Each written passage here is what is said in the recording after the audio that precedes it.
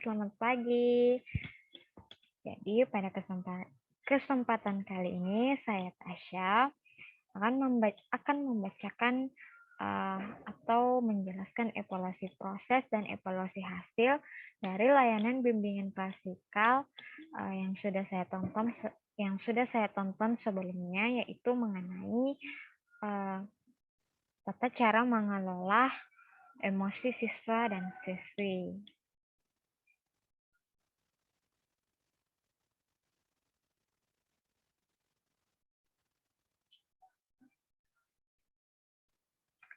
Evaluasi proses. Jadi, berdasarkan hasil evaluasi proses dalam layanan bimbingan klasikal tersebut, saya menyimpulkan bahwa guru BK menggunakan media permainan berupa bola yang bermacam warna yang serupa dengan lampu lalu lintas sebagai alat untuk permainan mengelola tata emosi siswa-siswi. Adapun arti dari setiap bola tersebut yaitu merah menandakan tanda berhenti. Diharapkan siswa ketika sedang digoda atau dimarahi oleh siswa lainnya, siswa tersebut tidak boleh marah kembali. Dia bisa mengontrol emosinya karena apabila keduanya saling marah, maka tidak akan ada penyelesaian dari masalah karena tidak ada yang mau mengalah. Hijau menandakan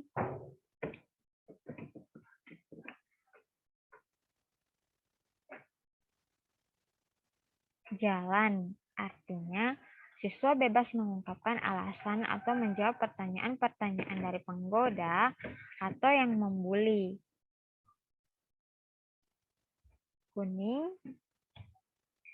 Kuning menandakan bahwa Anda harus hati-hati, artinya siswa diharapkan menyampaikan permintaan maaf atau keinginan berkaitan dari alasan penggoda marah kepadanya. Nah, di sini siswa bermain secara bergantian. Nah, dengan begini, siswa diharapkan mampu mengatur, mengontrol emosinya ketika bertemu dengan orang lain. Karena pada dasarnya kehidupan tidak selalu bisa berjalan dengan mulus. Kita akan selalu dihadapkan dengan berbagai macam respon orang-orang terhadap kita. Evaluasi hasil. Evaluasi hasil yang digunakan dalam layanan bimbingan klasikal tata mengelola emosi tersebut berupa tes. Siswa diminta menuliskan keinginannya atau harapannya ke depan seperti apa di kertas selembar yang telah disediakan, tapi dengan format permainan penulisan. Contoh, jika saya titik-titik, maka saya titik-titik. Contoh lengkapnya, jika saya tekun, maka saya yakin akan sukses. Nah, kira-kira seperti itulah evaluasi yang digunakan untuk mengetahui apa-apa saja keinginan dan masalah siswa yang belum tercapai. Nah, instrumen yang saya gunakan pada evaluasi proses dan hasil bisa kalian lihat ya teman-teman. Jadi di sini evaluasi proses, komponen yang dievaluasi, pelaksanaan bimbingan klasikal, indikator keberhasilan, peserta didik atau konseling terlibat secara aktif dalam kegiatan layanan. Nah, pada layanan tersebut, peserta didik sangat aktif. Mereka sangat antusiasme, sangat semangat mengikuti kegiatan layanan. Peserta didik memiliki antusiasme yang tinggi. Konselor atau guru BK melaksanakan layanan sesuai prosedur pemberian layanan yang berlaku. Alokasi waktu pemberian yang sesuai dengan rencana yang telah ditetapkan. Evaluasi hasil, pemahaman diri, sikap, dan perilaku. Peserta didik memiliki pengetahuan dan pemahaman sesuai layanan yang diberikan.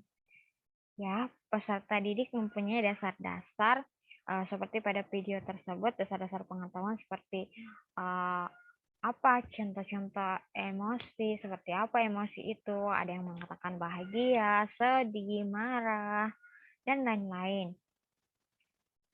Peserta didik mengalami perubahan sikap sesuai dengan layanan yang diberikan. Ya, peserta didik setelah mendapatkan layanan bisa mengaplikasikan perubahan sikapnya ketika sedang berhadapan dengan orang yang sedang marah dengannya, orang yang sedang marah dengan dia, bisa mengatur emosinya lah.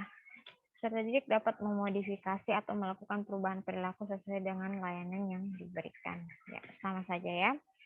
Peserta didik dapat merasa yakin atas kinerja atau guru BK dalam melaksanakan konseling. Ini perasaan positif.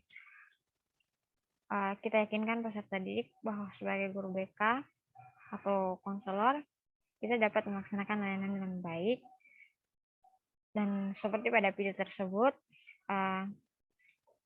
peserta didiknya sangat memprihatinkan guru BK-nya, sangat yakin dengan guru BK-nya. Peserta didik lebih merasa yakin akan potensi yang dimilikinya. Ya, peserta didik di sini diharapkan lebih percaya diri atas potensi yang sudah dimilikinya. Peserta didik termotivasi untuk mengembangkan potensi secara optimal. Ya, dalam video tersebut, peserta didik diharapkan setelah mendapatkan layanan akan lebih kedepannya akan lebih baik lagi dalam mengatur emosi, dalam berhadapan dengan orang lain. Rencana kegiatan yang akan dilaksanakan pasca layanan. Peserta didik diharapkan dapat mencoba alternatif yang diarahkan dalam upaya pengembangan pengentasan masalah.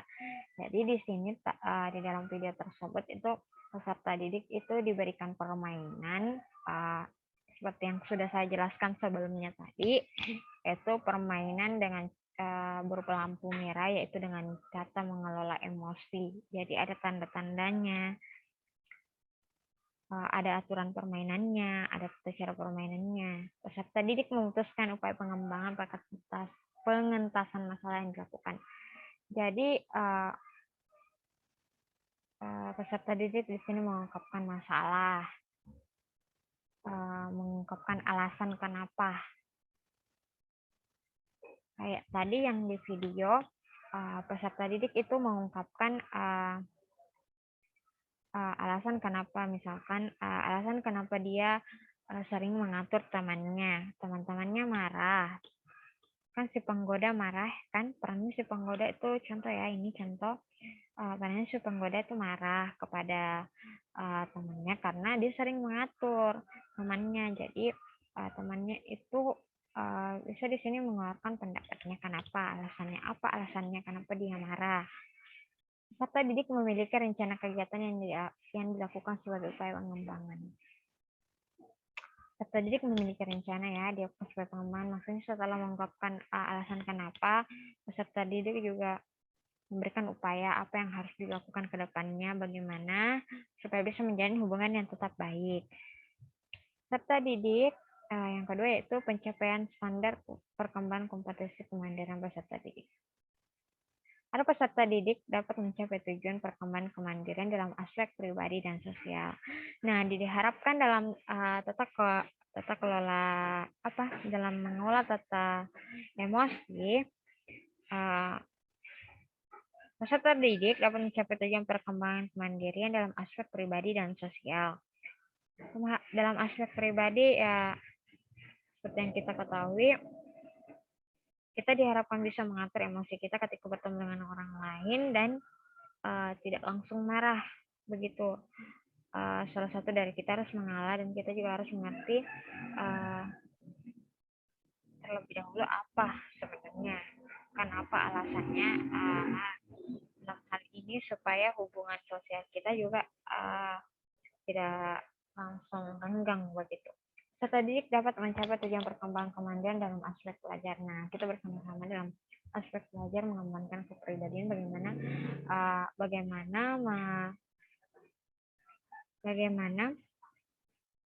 menyelesaikan masalah dengan mengolah emosi yang baik. Peserta didik konseling dapat mencapai tujuan perkembangan kepribadian utamanya adalah mengelola emosi. Nah, itu saja yang mungkin saya dapat jelaskan. Kurang dan lebihnya mohon dimaafkan. Assalamualaikum warahmatullahi wabarakatuh.